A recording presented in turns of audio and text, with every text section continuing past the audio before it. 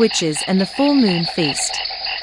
Deep in the heart of the Blackwater swamp, where the trees grew twisted and the water was thick with shadows, there lived three sisters, Meryln, Selene, and Vexus. They were not ordinary mermaids, nor were they simply witches. They were something far worse. With slimy, scaled bodies and hair like writhing reeds, they slithered through the murky water, their sharp claws scraping against the cypress trees. Their eyes glowed an eerie swamp green, and their teeth, jagged as broken bones, snapped hungrily at the air. But the sisters did not hunt alone. Lurking beneath the surface, with only their cold, yellow eyes peering above the water, were their pets, three massive alligators, larger than any beast that had ever stalked the swamp. Their thick, armored bodies moved silently, waiting for their mistress's command. And on the night of the full moon, the hunt began. The warning.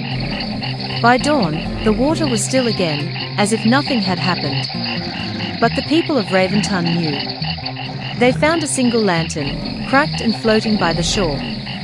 They found deep claw marks along the trees, proof of something unnatural lurking in the swamp. And that night, as the full moon faded, a whisper drifted through the trees.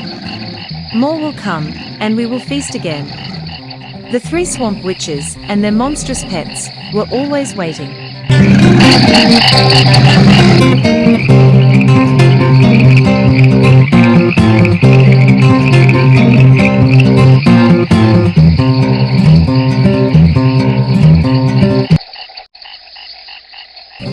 The Swamp Mermaids and the Pirate Intrusion. Deep within the murky Vale Swamp, where the waters ran thick with secrets and the trees loomed like silent watchers, the Swamp Mermaids had ruled for centuries. Unlike their ocean-dwelling kin, they were creatures of shadow and mist, their tails dark as the midnight waters, their eyes glowing like fireflies in the gloom. They thrived in the tangled labyrinth of vines and cypress, where few dared to venture, except now, something was changing. The Swamp Mermaids had begun to see more ships creeping down the twisting rivers, their hulls cutting through the black waters with a foreboding presence. These were not ordinary travelers nor lost sailors, these were pirates. And pirates did not enter the swamp unless they had a reason. The Whispered Hunt. Beneath the fog-shrouded canopy, Naya, the eldest of the Swamp Mermaids, watched from the shadows. She had seen the ships before, but never this many, and never so deep into their sacred territory. The whispers among the mermaids spoke of a hunt.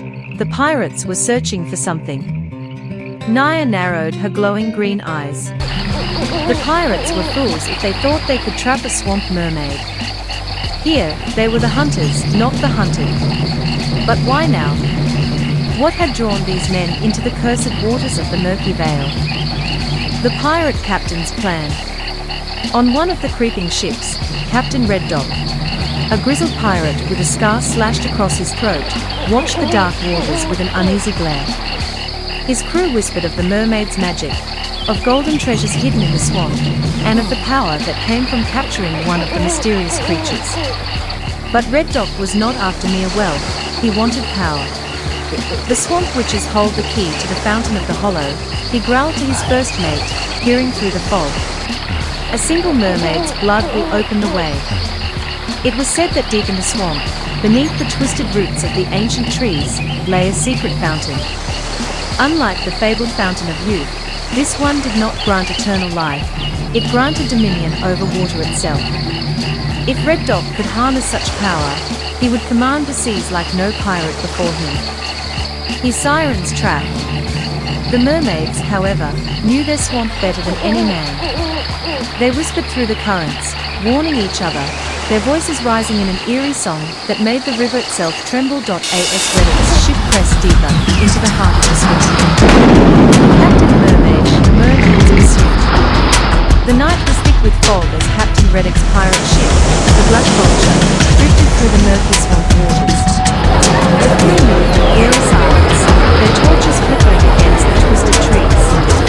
They had done what no pirate before them had dared. They had fallen over. Her name was Vesper, one of the fierce swamp mermaids, her scales shimmering like dark emeralds in the dim lantern light. But now, she lay helpless, caged in an iron trap, her gills flaring as she gasped for breath.